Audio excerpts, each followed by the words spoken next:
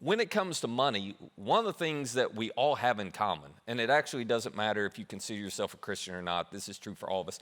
One of the things that we all have in common is we all want to win with money. I've never met anybody who enjoyed financial pressure. So all of us want to win with money. And this is definitely true. We all want a little more money. Isn't that right? It is very rare to meet somebody who's like, yeah, they offered me a pay raise, and I told them, no, I've got plenty. You just give that to somebody else. I mean, who does that? We all want a little bit more money. And the thing is, there is nothing wrong with either one of these statements. There's nothing wrong with either one of these desires. I think they're both good. The problem is we're not very good at them. We're not very good at them. And the reason I say that is because most Americans spend more than they make. So we're not very good with money. We're definitely not winning with money. If, I make $1, but I'm always spending $1.25 or $1.50, you don't have to be a mathematician to know that gets you in trouble eventually. That catches up to you pretty quick. Most Americans pay interest on things that decrease in value. This one always makes me scratch my head, and I'm not trying to shame anybody, but because it's common. Most everybody's done it. But we just don't stop and think about the fact that if I'm buying something for $100, but I'm having to borrow to buy it, well, I'm not paying $100 for it. I'm paying that plus however much the interest adds up to be. So I'm paying, 125, 150, whatever it is, And then we're paying interest, so we're paying more than what the actual sticker value is of the thing. But on the flip side, almost everything we buy like this, and houses exception, maybe a couple other things, but almost everything we buy like this, the minute we buy it, the value of that thing decreases dramatically. I don't care if you're talking about furniture or homes or a phone. I mean, it doesn't matter. Whatever, I don't have enough cash for it, so I'm going to borrow, which means I have to pay more for it than the sticker price. And the minute I walk out with it or drive off the lot with it or whatever, well, the value of it just plummets. And so here we are constantly increasing the gap we have between the value of what we have and what we're actually paying for it. That doesn't sound like winning with money. That sounds common. That's just what everybody seems to do and think that's the way to be. But that doesn't necessarily get you ahead. And as a result of that, most Americans feel financial pressure to provide and acquire more than they currently have. I bet you feel that pressure. And again, I'm not saying it's a bad thing. It's just a thing, isn't it? In our culture, we all tend to feel pressure to provide more than we currently have, to get more than we currently have. No matter where we are, this is the irony of it. It does not matter where you are financially. You still have this drive or this pressure in you. I think I need to do a little bit more. I think I need to make a little bit more. I think I need to have a little bit more. Now, the irony of this, and again, this is not to shame you. This is just for perspective. If we could somehow zoom out and see the entire world, the perspective of the world, then we would realize how funny this is as Americans, because we live in the wealthiest nation in the world. We've got more than most anybody else in the world. And 90%, and maybe that's not entirely accurate, but it's close. 90%, 80% of the world would love to swap places with us. So when we started talking to them about, I just don't feel like I have quite enough, and I got this going on, there's pressure here, and I got to make a little bit more, and I need to buy that, but I don't have money, so I'm going to borrow. When we started talking about our debt, when we started talking about all that stuff, they would just chuckle at us and say, you want to swap spots? Because, what they're living with, they're nowhere close to what we have.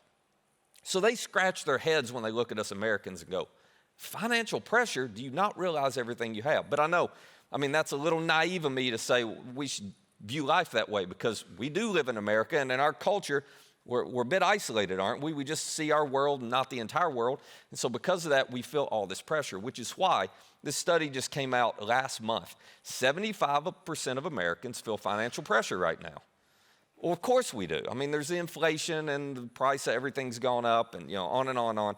So of course, I'm not downplaying any of that. I understand why people feel financial pressure.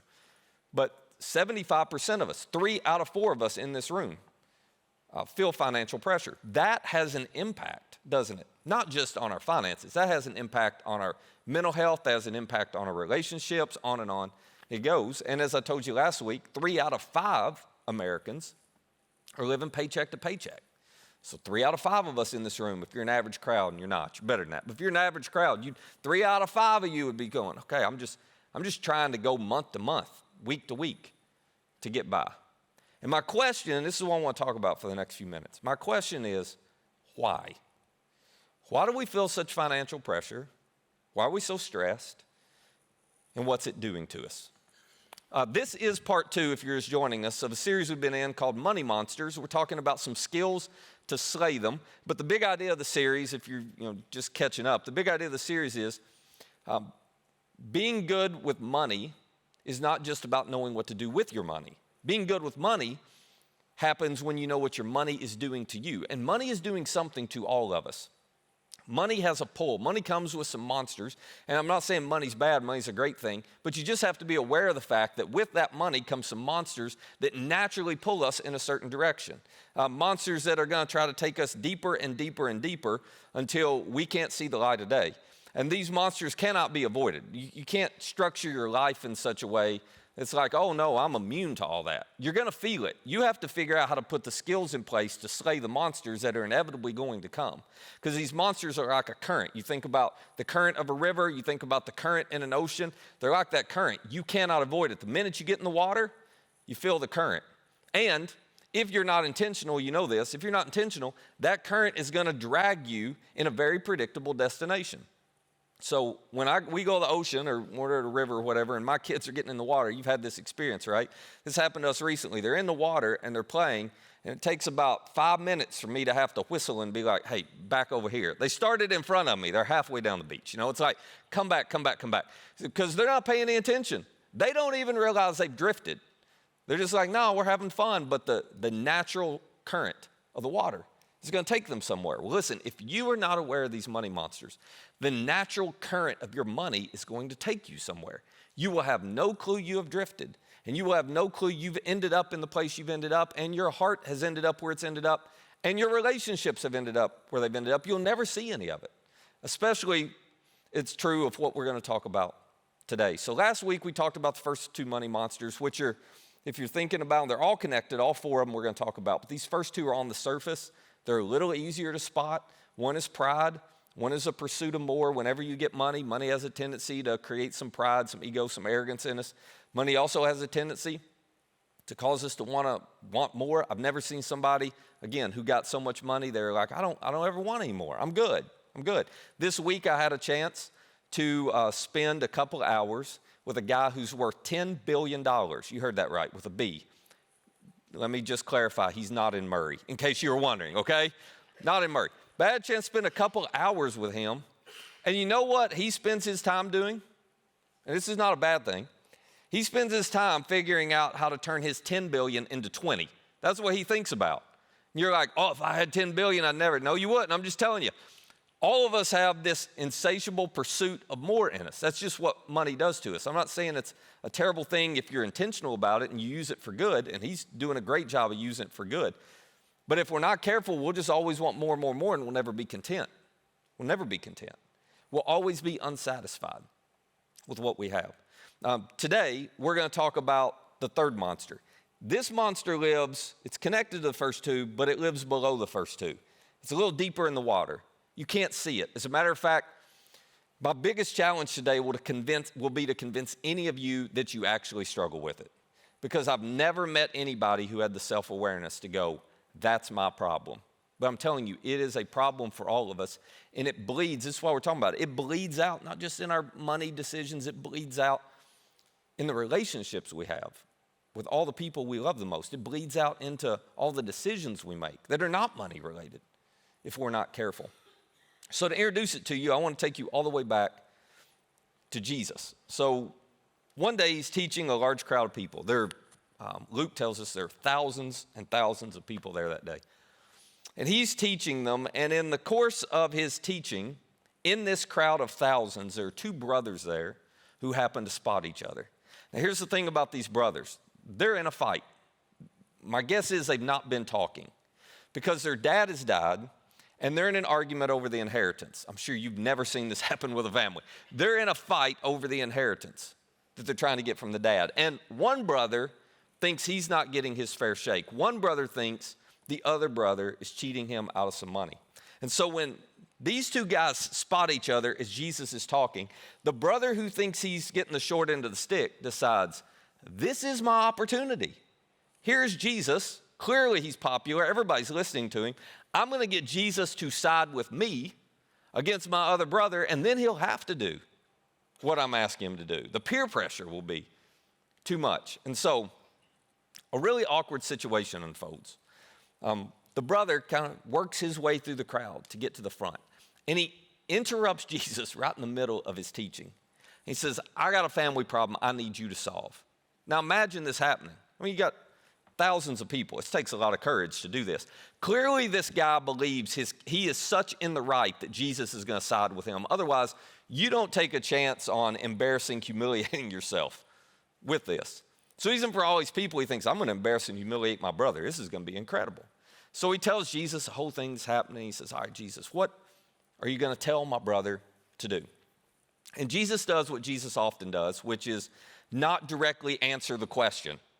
Instead, he turns back to the crowd. This had to get uncomfortable. He turns back to the crowd. And he says, hey, these two brothers have given me an opportunity to teach y'all something really important. They became an object lesson. Just, for your own sake, you never want to be a Jesus object lesson, all right? That usually doesn't end well. So he says, I'm going to teach you something based on what y'all just heard. And here's what he says to them. He says, watch out. Be on your guard against. Now, how would you expect him to finish this? The brother is expecting him to say, be on your guard against unfairness. Like this brother over here is showing to this brother, Be on your guard against family conflict. Don't let money rip your family apart. Jesus doesn't say any of that. He comes from left field. He says, be on your guard against all kinds of greed. There's our money monster. He says, there's something under the surface here that nobody's wanting to acknowledge. But all this conflict you've got, all this fighting, all these problems, they're just because of greed, to which I'm sure this one brother's like, greed, this isn't a greed problem. This is a fairness problem. Jesus says, no, this is actually a greed problem. So just to get us all on the same page, let me give you a definition of greed. Greed is the assumption that everything placed in my hands is for my consumption. To simplify that, greed is the assumption whenever I get something, it must be all for me. That's greed. To which you would argue, that's not greedy, that's just normal. That's not greedy. Everybody thinks that way. That's not greedy. I mean, I earned it. I deserve it. I should get it. Jesus goes, wait a minute. No. Whenever you assume everything put in your hands is for your consumption, you're being greedy. Whenever you assume it's all for your consumption, you're living with closed fists. When you think it's all for you, then it's going to create problems in you and problems around you. Let me see if I can explain this. There's a little greed lurking deep in your heart when you find yourself valuing your possessions more than you value people. To which I think, I never do that. Well, have you ever hurt somebody's feelings because they did something to one of your possessions that you didn't want them to do? You ever hurt somebody's feelings because they scratched that, they broke that, they messed with that, they borrowed that and didn't, whatever. You ever gotten mad at somebody over that? Have you ever prioritized your work over your family because you just wanted to have more? You wanted to get more. You wanted to earn more. This might explain why some of us live paycheck to paycheck and we have no margin. It's not the only reason, but it could be a reason. It might explain why some of us are in so much debt. Because we assume everything placed in our hands is for us, and we assume we deserve every single thing that we get. I was talking to a buddy of mine this morning, actually, and he was reminding me of a book that I'd read. He's reading it right now. The book's called Thinking Fast and Slow. And in this book, they decided to do some experiments to see if you preload people mentally to focus on money. So in other words, without these people knowing, they tried to put them in a greedy mindset. All right, that's what they did. We're gonna subliminally talk about some stuff, put them in an environment where they're focused on money. And then they wanted to see, once these people have been preloaded to be greedy, to be focused on their money too much, how they would treat the people around them. And what they discovered was this wasn't like a Christian thing, this was just a study. What they discovered was that people who struggle with greed, the greed doesn't stay confined to their financial decisions. That the greed actually impacts the way they treat the people around them. That people who are greedy financially, people who assume everything's for them, people who hold things with closed fists, people who say, I deserve it all, and more. People like that interact with the people around them differently. They're not as helpful. They're not as kind. They're not willing to give a little bit of their time to serve them. They just have a totally different way that they approach people. Because again, you can't keep this contained to your bank account. What money does is it pulls us in a direction that impacts our entire life. And that's why Jesus, I think, said, you got to watch out. You got to be on your guard against all kinds of greed. And we're going to talk about this more, but there's a whole lot of different kinds of greed. It shows up in a lot of different ways. It's got all kinds of faces, shows up in all kinds of places. So these two brothers, they're arguing, and they think it's a fairness issue, and it's a dad would have wanted issue, and they got all these reasons going on. Jesus says, no. Actually, at the heart of this, the thing that's ripping your family apart is your greed. It's the assumption that everything should be for you and for your consumption. And then Jesus does something that's really helpful. He says the reason we tend to think this way is because we have a wrong perspective on life. And he unpacks this. Here's what he says next. He says life, let me just remind you, life does not consist in the abundance of possessions. In other words, life doesn't equal your stuff. Now, we already know this, right? As a matter of fact, I'm gonna try something. This could really backfire on me, but it's first service, so I'll know not to do it next time, right? So I thought I'd experiment with you guys. I want you all to pull your phones out right now, okay? Everybody grab your phone, pull it out. This is where it's gonna backfire. Do not be distracted by all the messages that you just saw when you pulled out your phone, because I've got some right there. Here's what I want you to look at. I want you to look at the wallpaper on your phone, okay? Whether it's a lock screen, whether it's a home screen, I want you to look at the wallpaper on your phone. Now, here's my guess, and we're about to find out if this is true. My guess is the vast majority of you have the pictures of people you love as the wallpaper on your phone. How many of you have a picture of somebody you love as the wallpaper on your phone? Let me see. Hold them up high. Okay, thank you. I knew I had faith in you for a reason. All right, good. Because if you'd have said, no, it's the next car I want, it would have blown the whole thing, okay? So, good job. Good job. I'm proud of you. Yeah. I bet nobody in here has a wallpaper that says, don't forget, life equals my stuff. None of you got that, do you? Because you know intellectually that's not true. But just think about this. You know this intellectually.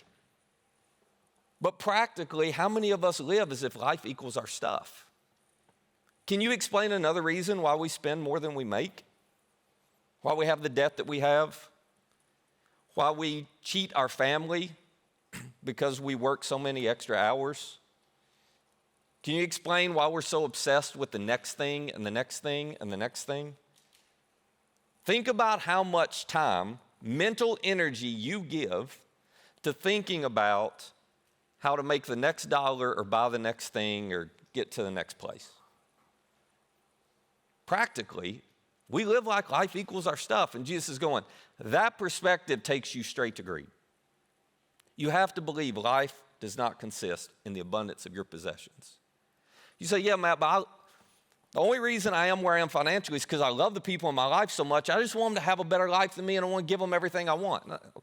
I know you love the people in your life.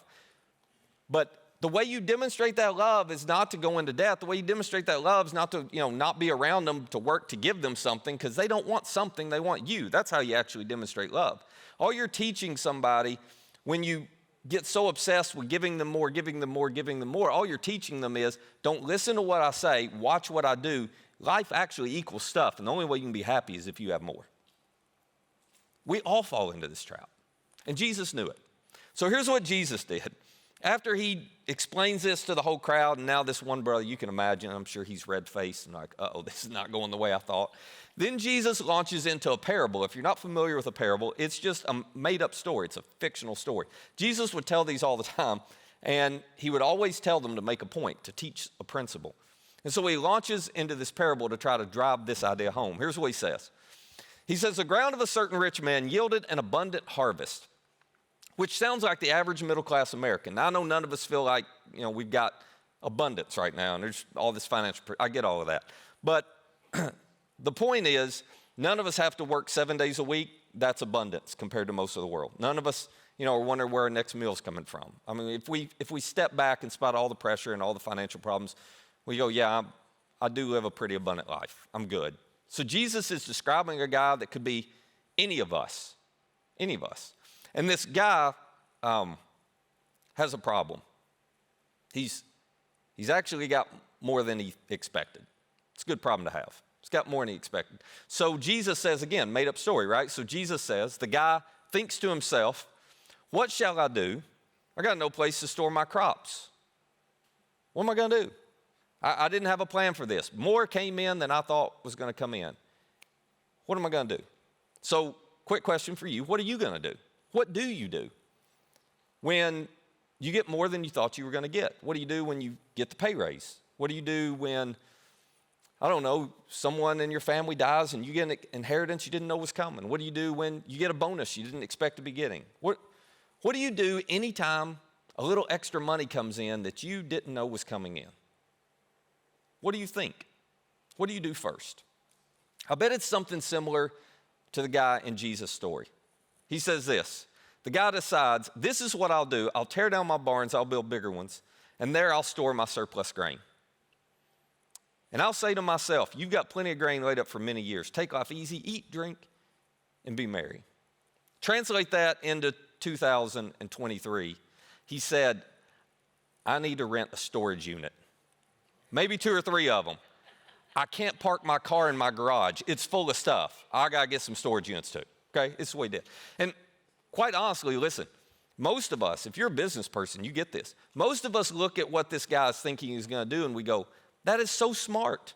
It's so smart. I mean, this is awesome. Not only is it's brilliant because he's like, okay, if I just take good care of this, if I save this, I mean, he's not going to blow it.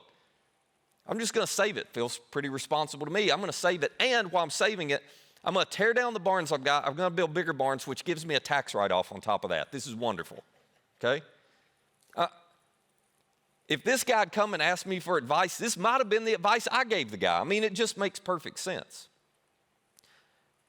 The problem is, he hadn't been able to zoom away and look at the big picture.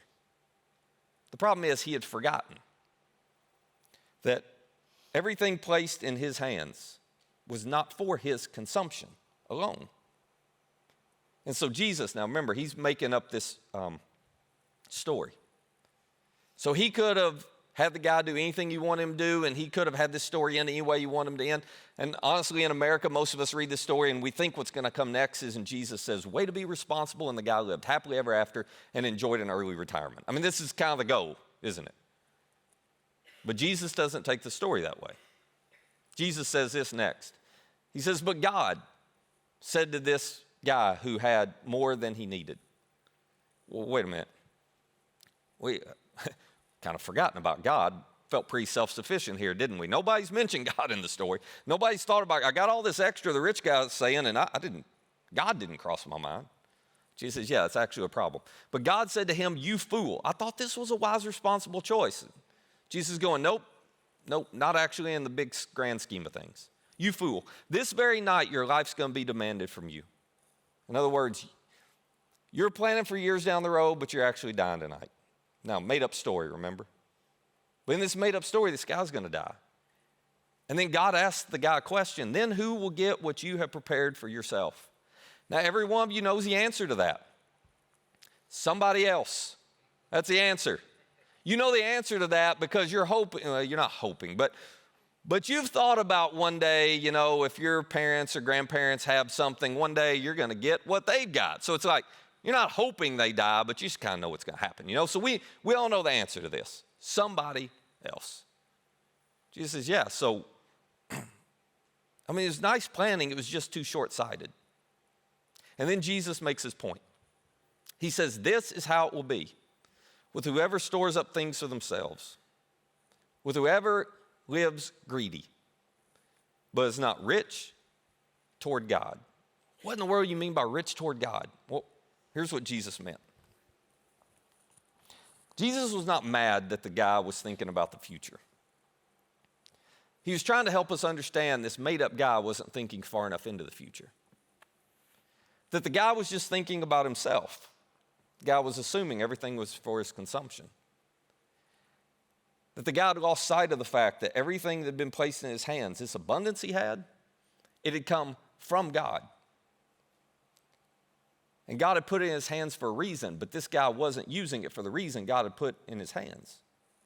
But if he would have, if he'd chosen to, he could have been rich towards God, which was Jesus' way of saying, God put it in your hands, not just to make an impact for you, but to make an impact on the lives of the people around you. God put it in your hands to invest. Investing's awesome, but not just to invest in the stock market, in an index fund, in a target retirement fund. No. He put it in your hands so you'd invest some of it in his kingdom. And that investment pays dividends not just in this life, it pays dividends for all of eternity. So you get to the other side and you find out, oh my gosh, I'm way richer in eternity than I ever thought I would be because of what I did here with what God gave me. This is what we talked about last week. That if we have the mindset of I'm an owner, this is all mine, I'm going to close my fist and I will be greedy. If you have an owner mindset, and if you're not a Christian, this is the only mindset you should have, I think. But if you have an owner mindset, you're going to assume it's all for you. But if you actually believe you're a manager, that you're going to be accountable for everything God puts in your hand, we got to approach it differently. Now you've got to follow what the owner of the money says to do with the money, which is no. We're not going to start by spending everything on you. We're going to give first. I'm putting this in your hands so you can use some of this to help somebody else before you help yourself. And then I want you to save a little bit, because if you save a little bit, then you don't have to work 7 days a week, which means you got time to serve somebody else, not just yourself. And then with what's left, I want you to spend it. I want you to enjoy it. But you got to get the order right. It's not me, it's you, me. Why would Jesus teach that? I'll tell you, because generosity is the only antidote to greed. It's the only antidote. Nothing else will slay it. If you want to be free of this assumption that everything is for your consumption, you have to force yourself to do something that is unnatural. You have to force yourself to give first, to be generous, when everything in you wants to take care of you first and be generous last. It's the only way you get it out of your heart. And if you hear me saying that, or you've ever been in a moment where you thought about being generous and it just made you so tense, it made you so uncomfortable, you found yourself resisting it, arguing it, I'm not living that way, I can't live that way. That is a sign. There you go. You actually just shined a spotlight on your greed. That thing's coming up from the depths. It's poking its head out of the surface so you can see it. So, here's all I want to invite you to do this week. You're going to get something this week in all probability. A paycheck, you're going to have some money, you're going to get a thing, I don't know. Over the next week or 2 weeks, you're going to have some things placed in your hand. And if you want to let greed keep dragging you down this direction, then go ahead. But if you want a different life with different relationships and a different level of contentment and satisfaction, then whenever that thing is placed in your hand, I just want you to ask a question. I'm not telling you what to do with it. I just want you to ask a question. Say, God, what do you want me to do with it? I just got this paycheck. What do you want me to do with it? I just got this thing. What do you want me to do with it? This is the question managers ask. Owners never think about this question. Greedy people never ask this question. But this question will cause you to reframe how you think about what you have. This question will help you remember life does not consist in the abundance of your possessions. This question will lead you to acknowledge, it's yours, God, so I'll do whatever you want me to do with it. And then whatever he says, do it. Whatever you think he wants you to do, go do it. But you will find the generosity he leads you towards will begin to slay the greed in you. And you will be happier, more at peace, with better relationships because of it. And the irony is, you'll be better financially because of it, because you will develop the discipline to win with money. And when you show God that you're good with this amount, he just might trust you enough to give you more. Let me pray for us. Father, it's so hard for us to spot this in us, but I know so often when something's placed in my hands, my first thought is, what's the next thing I can use this on, the thing I can do more of, the thing I can upgrade? Would you help us this week just to be aware, to have enough courage to ask the question, because it's scary to ask the question, God, what do you want me to do with this? And then the courage to do whatever you say. It's in Jesus' name we pray. Amen.